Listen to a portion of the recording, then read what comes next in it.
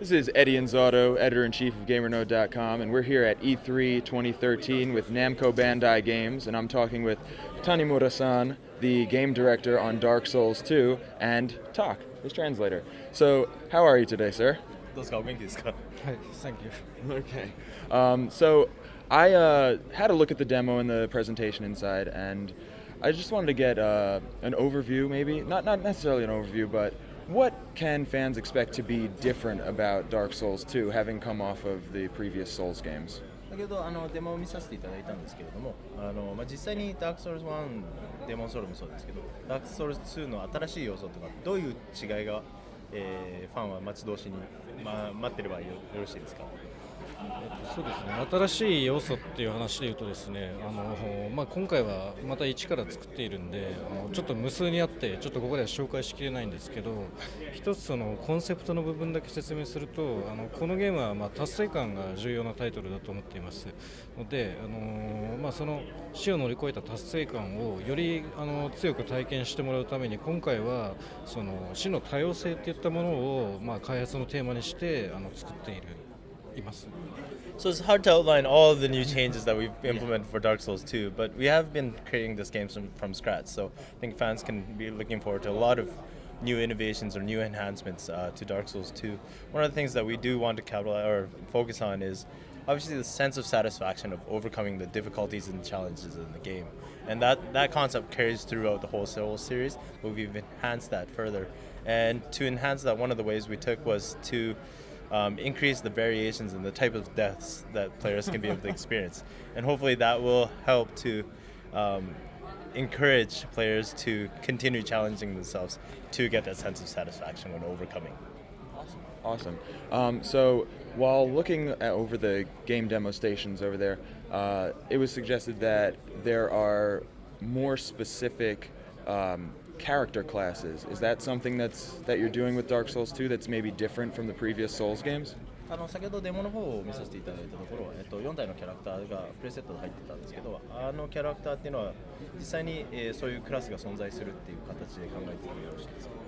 そうですね、今回はE3 用にあらかじめプリセットしたキャラクターは用意したんですけど、実際の製品版では前回と同じく最初から自分でキャラメイクするっていうタイプになりますので、ああいうのがあらかじめ用意されているわけではないですが、その素性といってですね、最初にそのキャラメイクするときにどういうスタイルでスタートするかっていうのは選択することができます。So the characters that you saw in the E3 demo was actually preset characters that we deliberately created specifically for E3, so that people who play the demo can try out the different classes. For Dark Souls 2, it will be common from Dark Souls 1 where the player will be able to freely create their own character. We will have certain classes that you can categorize yourself in, but it will be up to the player to decide what kind of style he wants to play the game in. So that freedom will be carried over from Dark Souls 1 to Dark Souls 2 in terms of character customization. Okay, so would you say that that's something that essentially grows out of the way that you distribute stats as you level up during the game? っていうことで生まれっていう部分に関してはもちろん最初にプレセットはするんですけど、どうパラメータを変化させていくかによってそのクラスは変わったりはするんですか？ですね、そこは最初にその生まれはセッティングするんですけど、そこからどう育てていくかっていうのは、実際のプレイヤーの自由なのでステータスは好きに割り振ることができるんですけども、生まれについては基本的に最初に決めたものをそのままに考えています。Yeah, so the system itself will be similar to Dark Souls. Obviously, how you set your parameters will be up to the player, but when you first select your class in the very beginning of the game, you will be able to customize and create your character depending on your own play style. But generally, the class will carry through throughout the game when you select it. Another thing I noticed in this particular demo was that there are torches and a lot of darkness added to, at least to this level that we're looking at here. Are there other areas where you have to do something, as with the torch, give up a weapon? Are there balances like that we can expect to see, where you have to give and take a little bit and measure the risk versus the reward of what you do? 今回のロームデモを見させていただいたところ、やっぱりその暗闇の中を歩くためには松明で松明を使うイコールその盾を犠牲にしなきゃいけないっていうそのギブアンドテイク的な要素があったと思うんですけども、それ松明以外でもそのゲームの中でいろいろそのリスクと、報酬みたいなそういうシステムを考えてるんですよ。ですね、今回はその暗闇に対する対象の例の一つとして松明は出したんですけども、当然その盾を犠牲にしなくても切り抜けられる手段っていうのはいろいろ提供はする予定です。実際にはやっぱりその確一的なその攻略方法っていうのがいいとは思ってないんで、この状況に対してそのどうやって対処しようかっていうのは常にそのプレイヤーに複数の選択肢があるのがいいゲームだとは思っております。So for the sake of the demo, we did provide a torch for players to try to conquer the darkness. But as you said, you have to sort of risk not having a shield. Throughout the game, in the end, we intend to provide different types of options for the players to try to conquer the darkness. It doesn't necessarily have to be a torch. You might not necessarily have to give up your shield. But we want to try and give as many options to the players as possible so that the player can choose based on the certain circumstances of how you want to conquer each of the areas. So we're not forcing people to, risk their shield so that they can see using the torch. There will be different types of options that the players will have so that, again, it will be up to the player's style, it will be up to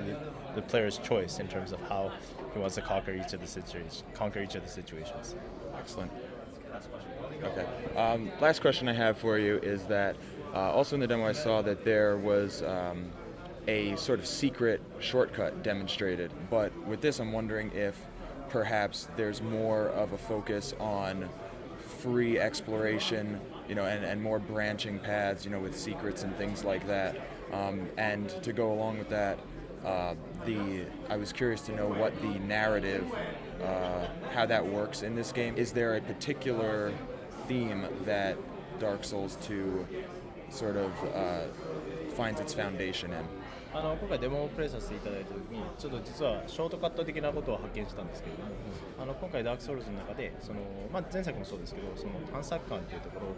ろを、より重視されているんでしょうか。ユーザーによっていろんな、ルートを取れるっていうところはやっぱり重視されているんでしょうかっていうところと、も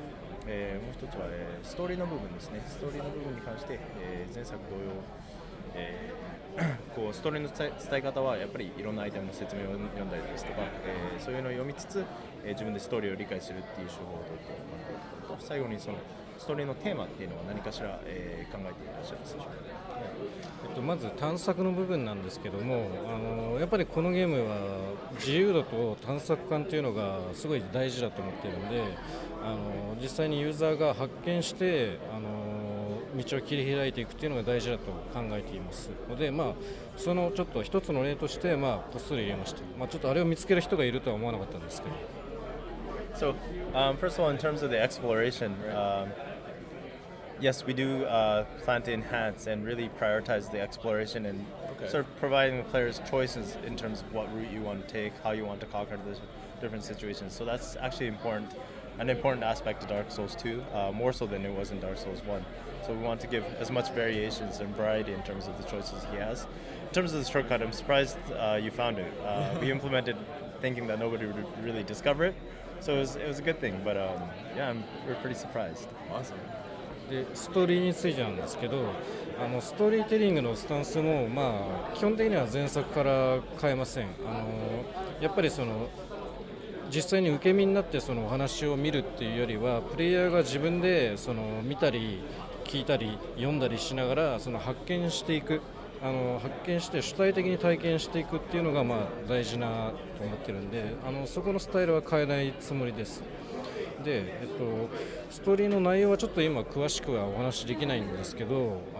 世界観は前作と同じですが、その舞台とか年代がかなり違うので、基本的にはもう新規にリニューアルされたストーリーだと考えてください。So in terms of the narrative and how we tell the story, it will be very common or similar to what we did with Dark Souls 1. We don't really want to directly tell the story to the players. We want the players to try and figure out his or her own story on their own. So we will sparse detailed information, and it will be up to the player to figure out how those pieces sort of fit together so that he can figure out his own story. In terms of the theme, we can't give you too much information right now, but the story of Dark Souls 1 and Dark Souls 2 will be in the same world. They won't be directly related, but there might be bits and pieces that have certain connections. So hopefully the players can look forward to that as well. Excellent. Well, thank you very much. It was a pleasure talking to you, Tanimura-san, and talk. This is Eddie Inzauto, GamerNode.com, Dark Souls 2.